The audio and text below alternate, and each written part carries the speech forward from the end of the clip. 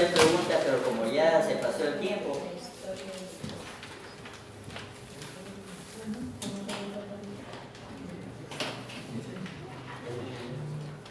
Maestro, una pregunta. ¿Cómo obtenemos los libros? ¿Mande? Los libros. Ya, eso tienen que preguntarles al pastor Abel. Pastor Abel es el que les proporciona los libros. ¿Ven? Es que nos habían dicho que cada docente iba a decir cómo los libros. Ya, por eso lo estoy diciendo. El pastor Abel es el que les provee los libros. Listo. ¿Ya? Ya, historia de la iglesia. Y la historia de la iglesia es algo muy bonito, muy profundo, muy bonito. ¿De dónde empieza la historia de la iglesia? ¿Ya se ha puesto algún día a preguntar, ¿de dónde empieza la historia de la iglesia? ¿Ah? ¿De dónde empieza la historia de la iglesia? De la iglesia primitiva. ¿Ah? La iglesia primitiva. La iglesia primitiva. ¿Quién más? ¿Quién da más? ¿Quién da más? De la muerte de Cristo. La muerte de Cristo. ¿Quién da más? ¿Quién da más? A ver, diga nomás, con toda libertad. Y estamos para aprender todos nosotros. Con el hecho de los apóstoles. Desde el nacimiento de Cristo dice acá. Ya, esto es sencillo. Esto es sencillo. Deber número 1. ¿No? Deber número 1. ¿Dónde empieza la historia de la iglesia?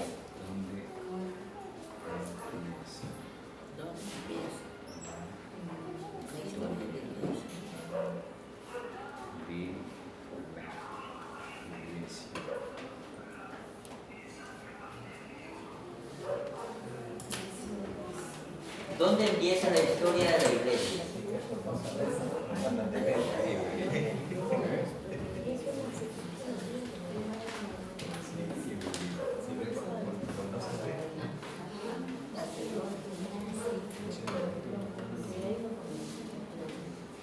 Yo le voy a mencionar unos nombres, ¿no?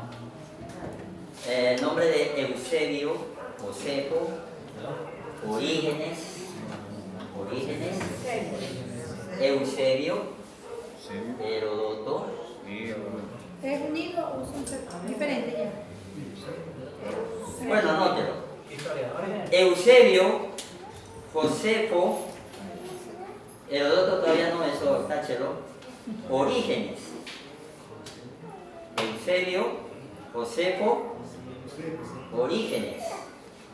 Eso también lo trae de deber. ¿Quiénes eran? Pero ese deber es de esta materia, historia de la iglesia. ¿Ya? Eusebio, Josefo, Orígenes. Biografía. Sí, saca un resumen de la biografía. Escrito a mano, pero trae, ¿no? Escrito a mano.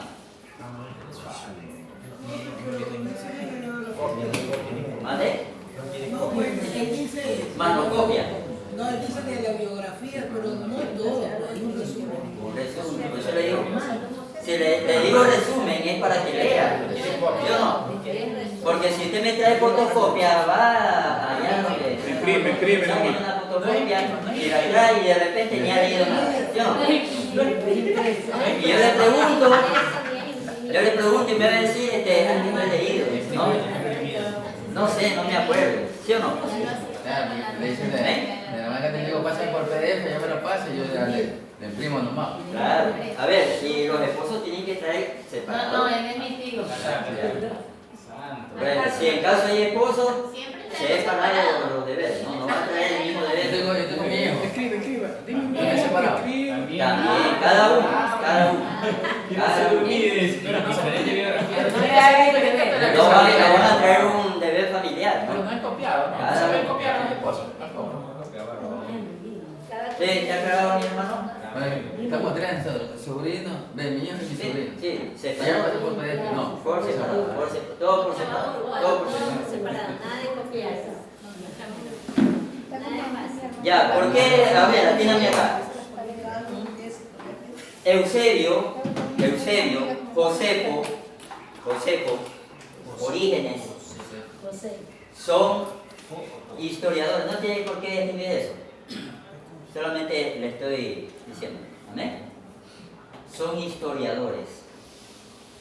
En base a las historias que ellos escribieron, es que nosotros conocemos bastante sobre la iglesia primitiva. Amén. En qué tiempo vivieron, qué problemas tuvieron, cómo se comunicaron entre ellos, cuándo empezó y cuándo terminó la persecución de la iglesia en esos tiempos. Amén. Por medio de la historia de ellos es que nosotros llegamos a saber en qué tiempo murió el apóstol Pedro y dónde. Por medio de ellos es que llegamos a saber cuándo murió el apóstol Pablo, el apóstol Juan y otros apóstoles que no mencionan el Nuevo Testamento, pero eran discípulos de los discípulos de Cristo. ¿Ven? También hay otros nombres que ellos mencionan, ¿ven? Que también eran hombres usados por Dios y también tuvieron muertes violentas. ¿Ven?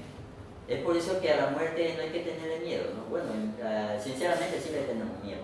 No hay por qué engañar. Pero ¿cómo muramos? No importa cómo muramos, ¿no? Si morimos despedazados, si morimos atropellados, sea lo que sea, lo importante es que nuestra alma se salva. Lo que le importa a Dios es el alma, no el cuerpo. ¿Amén? Que hay personas que dicen que murió feo, ¿no? Murió feo porque ha de haber sido bien malo.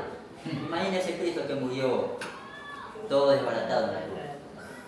Los apóstoles, esas muertes violentas que tuvieron. ¿Amén? Es que el mundo así trata a los santos. O mejor dicho, el diablo cuando gobierna a través de esos gobiernos malignos, así trata a los hijos de Dios. Quiere destruirlos, desbaratarlos, ¿no? Desaparecerlos de la faz de la tierra de alguna o de otra manera. ¿Sí me debe entender, mi hermano? Entonces, no importa cómo la persona muera, lo importante es que el alma se salva. Eso es lo importante. Y estos historiadores nos aclaran muchas cosas de la iglesia primitiva que nosotros ignoramos. Mucha gente dice que si un país no conoce su historia, es un país que prácticamente no sabe cómo camina ni cómo desarrolla. ¿Amén? También nosotros, los hijos de Dios, tenemos que conocer los orígenes de la historia de la iglesia. ¿Sí me entienden, mis hermanos? ¿Amén? Entonces, hay casos como Josefo. Josefo cuenta cuando se cumplió los 70 años de la muerte de Cristo. ¿Qué pasó después de 70 años de la muerte de Cristo? Dicen que llegó Tito, ¿no? El general Tito. Rodeó Jerusalén durante varios meses. Eso cuenta Josefo en sus libros. Yo le recomiendo que si usted tiene internet, sería bueno que de cada uno de estos que he mencionado, usted baje el libro en su teléfono, tablet o computadora para que de vez en cuando lo lea, porque eso le sirve a usted para enriquecer su conocimiento. O si tiene dinero, vaya a un cyber y dígale, sáqueme este libro, imprímamelo, y se lo sacan, ¿no? Se lo sacan y ya se lo entregan anillado y todo. ¿Ven? Para que usted lo vaya leyendo poco a poco y enriquezca su conocimiento. Josefo cuenta que cuando habían asediado ya varios meses la ciudad, los soldados romanos estaban muy enojados, estaban con venganza, querían desbaratar Jerusalén con todo, pero no podían entrar. Y sucedió algo raro. Hubo un terremoto. Y ese terremoto ocasionó que se abra una grieta en la pared de Jerusalén, del muro, ¿verdad? Se abrió. Y por ahí entraron los soldados, dice que sus rostros se veían con ira, con venganza, con coraje, y entraban con su espada hacia adelante.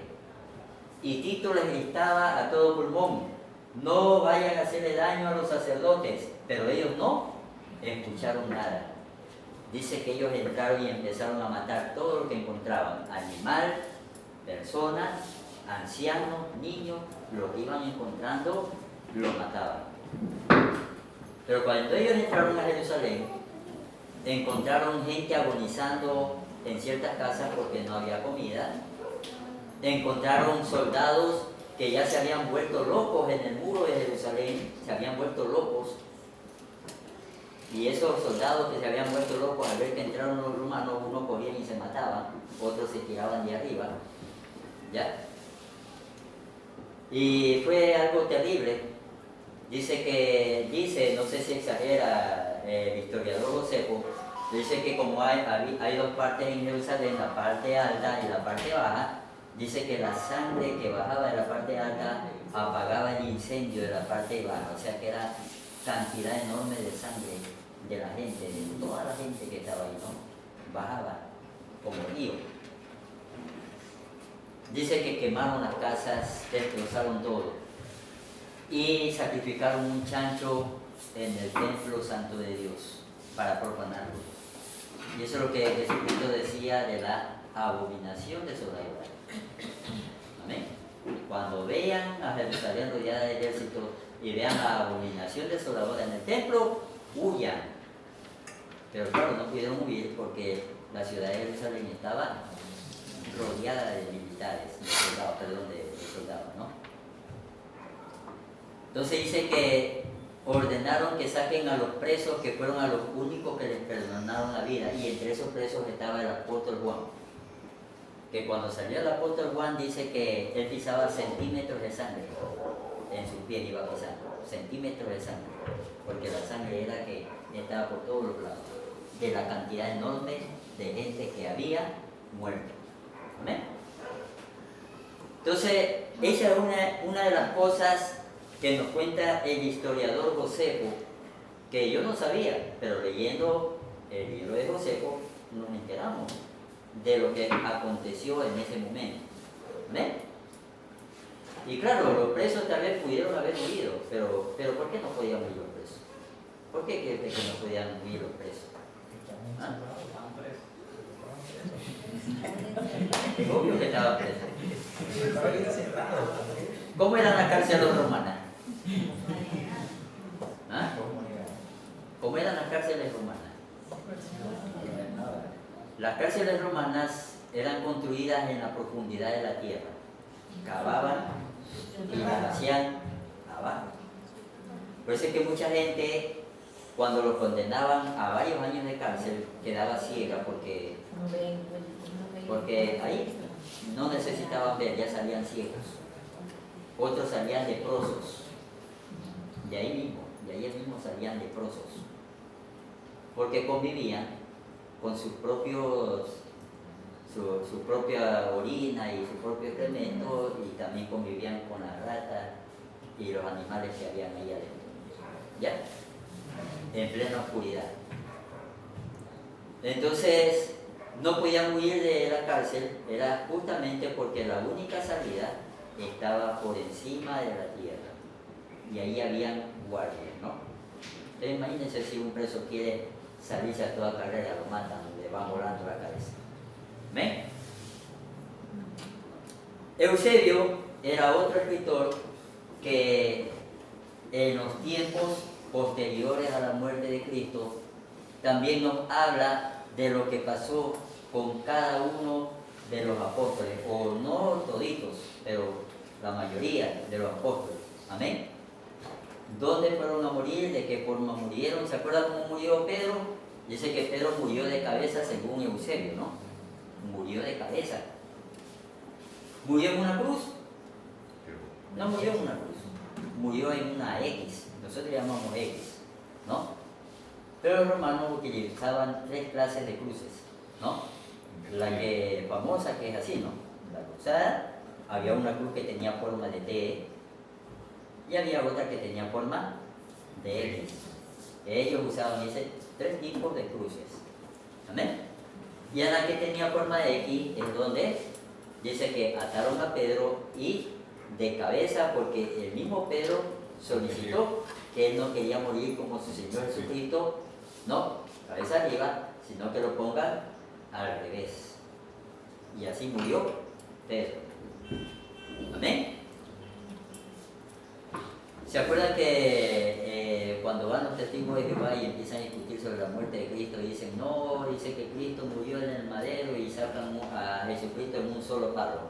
¿En qué se basan ellos? Ellos se basan en lo que dice el apóstol Pablo, ¿no?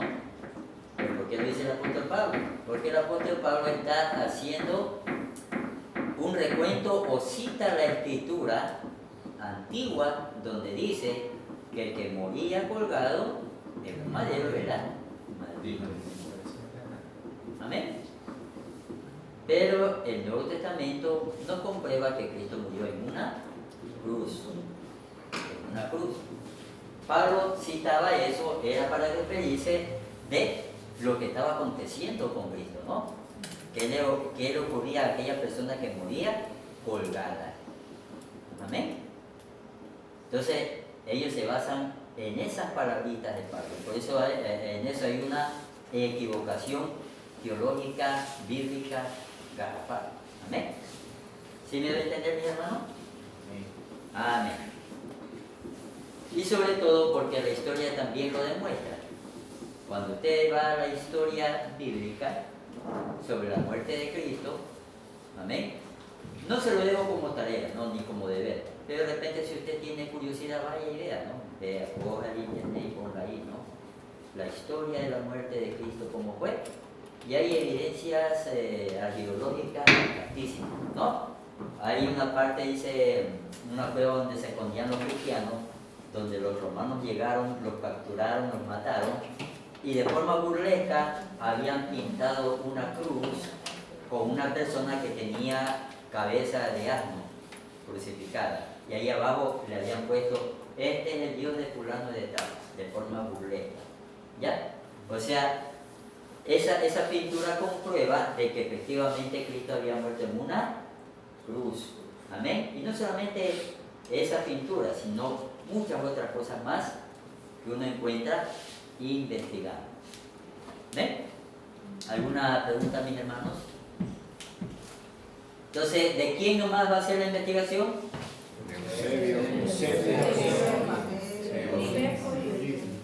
Ya. Yo lo que le he mencionado solamente es algo de lo que ellos han escrito. Yo no le he mencionado su biografía, ¿no? Por si acaso usted me quiera traer lo que le he dicho, ¿no? Ya, correcto, hermano. Amén.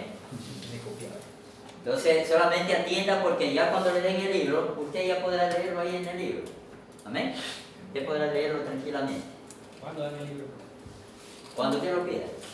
Vaya a la secretaría, pida, y ahí le dirán cuándo se lo dan, ¿no? ¿Amén?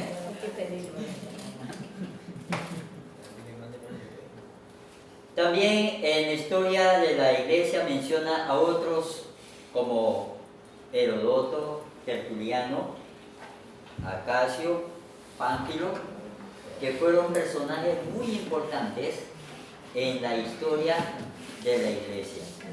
¿Amén? No tiene que anotarlo porque todo eso está en el libro, tranquilo. Solamente atiéndanlo. ¿Amén?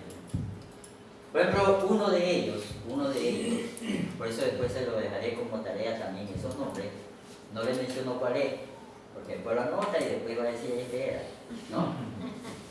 Uno de ellos mencionó que en una época se dividieron los cristianos en dos grupos, ¿ya? Un grupo de cristianos se había vuelto muy carnales y un poco idólatras. Y otro grupo de cristianos se habían vuelto, ¿cómo le llamamos a las personas que es exagerada cuando es cristiano? ¿Cómo le llamamos? Legalistas. Se habían vuelto legalistas. Ya estaba así, una división bien grande. Ya, bien grande. Entonces el historiador dice que los que se habían vuelto legalistas prefirieron irse a las montañas, a vivir por allá a las montañas, ¿ya? Porque no querían ver el pecado, no querían ver la vida del pecado que sus hermanos se habían corrompido y tanto. Así. Amén.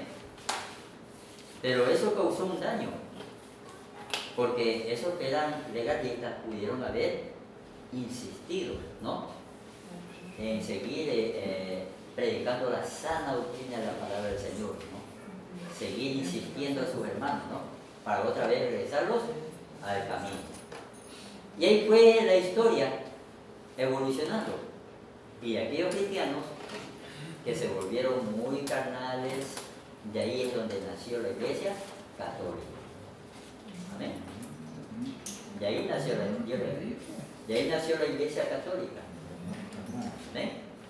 Después, de ahí menciona cuál fue el primer papa. De ahí menciona a los cardenales, a los obispos y todas aquellas cosas que ellos fueron formando en su iglesia. Amén. Y cómo sustituyeron cada hombre santo de la Biblia por una imagen católica. ¿Ya? Cómo sustituyeron, por ejemplo, a la Madre de Jesús con la Venus que carga a un niño, ¿no? Y tenía una serpiente por los pies, le pusieron unas flores para esconder a la serpiente, pero no, le pusieron unas flores y le cambiaron un poco la cara del niño y la cara de ella para decir que era María, Jesucristo, amén, que estaba ella parada sobre ramos de flores, pero en realidad se trata de Venus, ¿no? Y a cada uno de las estatuas le fueron cambiando el nombre, supuestamente para recordarlos a aquellos hombres santos que dieron la vida por la palabra del Señor, ¿no? Por la iglesia, pero se volvieron ídolos. Amén.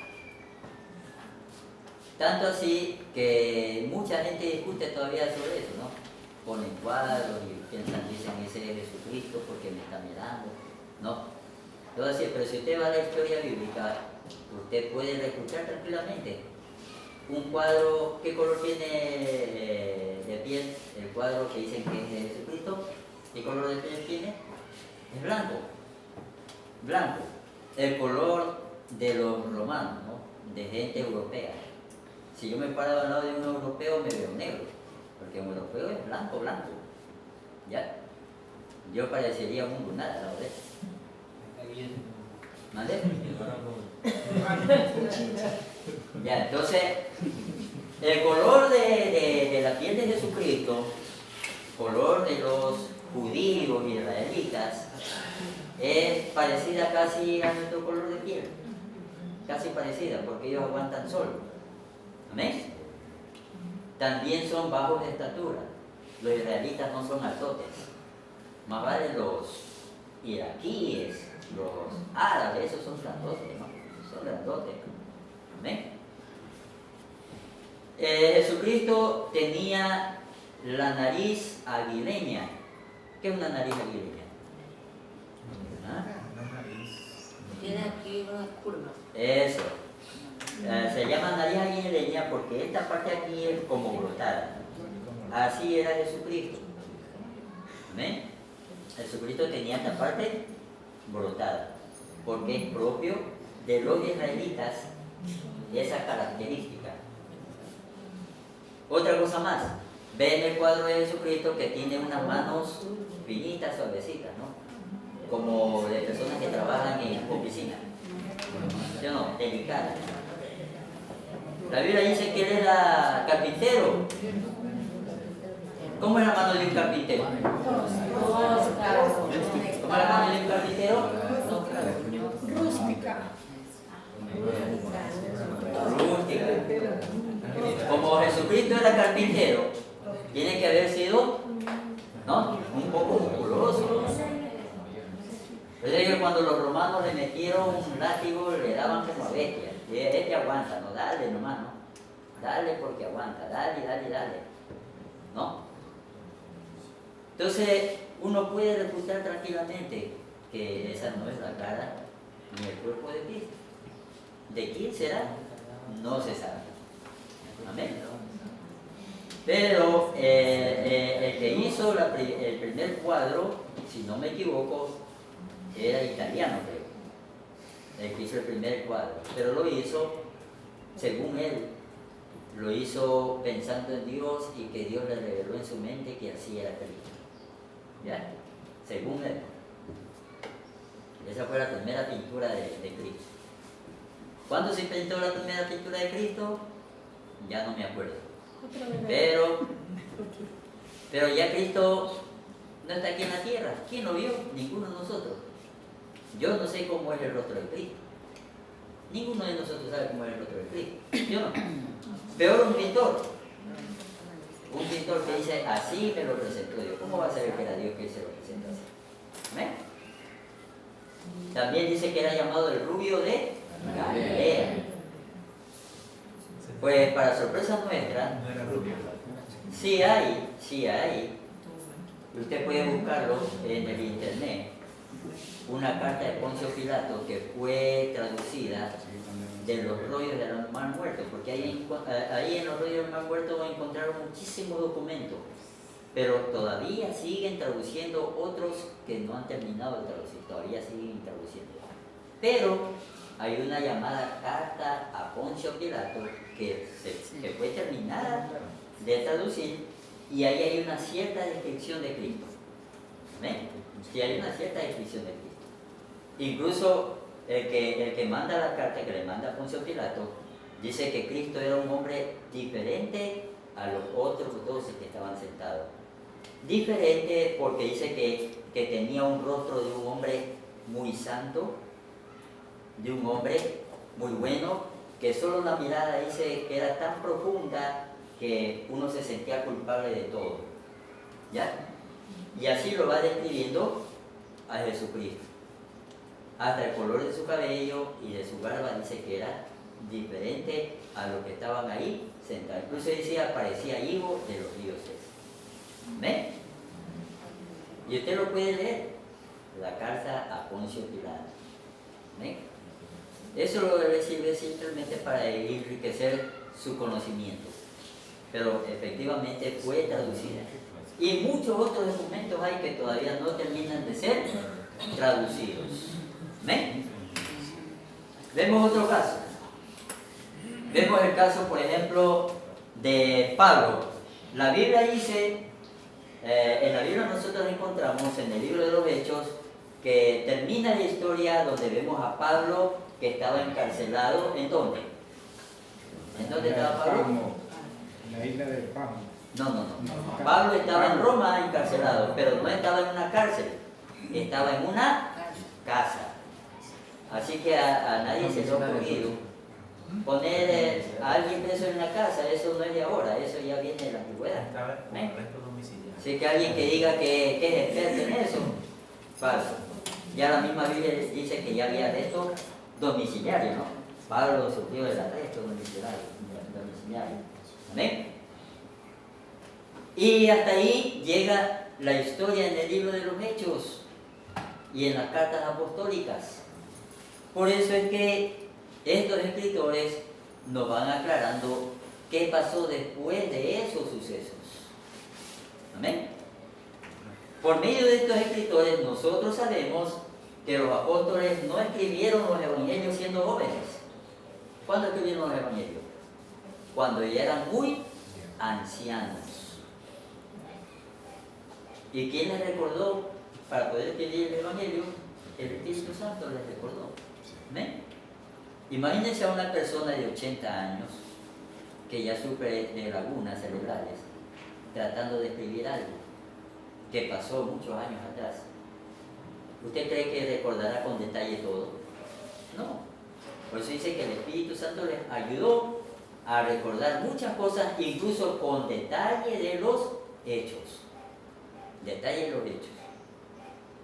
Cuando dice que Cristo iba a ser crucificado, dice el libro de Marcos, ¿no? Él llevó a 3 personas consigo para que lo apoyen en oración. Así como cuando pedimos apoyo en oración, ¿no? Dice, voy llevando a mi hermano Toñito. ¿Y dónde está Toñito? Bien dormido, dice. Y yo creí que estaba orando por mí, dice. ¿No? Y así le pasó a Cristo también. Llevó a Pedro, ¿a quién más llevó? ¿A quién llamó? A Juan y Jacobo. ¿Y qué hicieron ellos? ¿Ayuno y oración o vigilia? Estaban bien dormidos, ¿no? Y escúcheme esto, por eso le digo, miren que las escrituras están exactas. Marcos escribió eso, pero él no estuvo presente. Ni tampoco dice que yo estuve mirando. Marcos no dice yo estuve mirando. Dice que Jesucristo se puso en una distancia como de un tiro de piedra. Por eso le digo exactitud bíblica, ¿no? Mire, hasta la distancia ya la tenía medida. ¿Pero estaba despierto Marcos? No. Marcos escribió ese hecho, pero no dice Marcos que él estaba bien despierto observando todo. Porque quien se lo recordó fue el Espíritu Santo. El Espíritu Santo dijo, esto ocurrió mientras tú estabas roncando. Amén. ¿Se da cuenta? ¿Amén? Eso es lo maravilloso de la exactitud de la palabra del Señor. Amén. El Espíritu Santo no se equivoca. Y Él le recordó a cada uno de los evangelistas los detalles que habían ocurrido cuando Cristo andaba con ellos. ¿Ven? Entonces ellos ya muy ancianos escribieron la palabra del Señor. Una vez hubo un hombre que decía, no, estos eran sabidos, se pusieron de acuerdo y empezaron a escribir ahí los evangelios. Eso es una locura, porque históricamente y arqueológicamente está comprobado que todos los apóstoles que anduvieron con Cristo murieron a larga distancia. Cuando ellos murieron nunca se vieron, nunca. ¿Amén? No había posibilidad de que le mande un mensaje por el teléfono, ¿no? Oye, voy a escribir el evangelio, también escribe tú, ¿no? Para concordar todo lo que vamos a escribir, ¿no? Que salga algo igual, porque si no, va a decir, tú has mentido, yo también, ¿no? Entonces ahí vamos concordando, ¿no? No existía el internet, no existía el teléfono, no existía nada de esas cosas. Solamente existía la señal de humo, pero estaban a tan grande distancia que ni uno podía ver la señal del otro. Amén. Entonces, todo fue un acto milagroso del Señor por medio del Espíritu Santo, que estos hombres muy ancianos, estando en diferentes lugares, escribieron los evangelios, que en muchos pasajes concuerdan milagrosamente, concuerdan en muchos pasajes. Amén.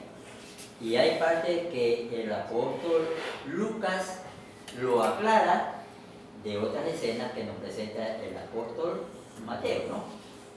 Entonces, Lucas como que lo aclara más, amén. Marcos como que lo resume, y cada uno a veces nos presenta una diferencia, amén, o le añade o le quita, pero todos los evangelios concuerdan en la historia, amén. Yo me acuerdo cuando había discusión del endemoniado gadareno, ¿no? Uno decía, no, si es un solo endemoniado, no son dos. Y otro decía, son dos. No, mentira, ¿no? Y ahí había una discusión entre ellos. Yo no. Entonces ahí se pusieron a investigar los evangelios. Y ahí descubrieron que en realidad eran dos endemoniados gadarenos, no uno solo. ¿Amén? No uno solo. ¿Cómo nosotros llegamos a saber que son dos? A ver. ¿Cómo sabemos? En un evangelio dice que cuando Cristo llegó a Gadara, salió un endemoniado de entre los sepulcros. El otro evangelio dice que cuando Cristo llegó a Gadara, ¿de dónde salió el otro endemoniado? De la ciudad. Uno salió de los sepulcros y el otro salió de la ciudad. Por eso es que otro evangelio dice que Cristo había sanado a dos endemoniados gadarenos. Es que si no explicara cada evangelio eso, entonces uno diría, no, pues es uno solo, y acá dice que es dos, no concuerda. Amén. ¿Sí me voy a entender? Amén. Por eso es que es bonito investigar a profundidad la Biblia, ¿no? No lo manda a investigar eso porque después se aburre tanto de eso, ¿no?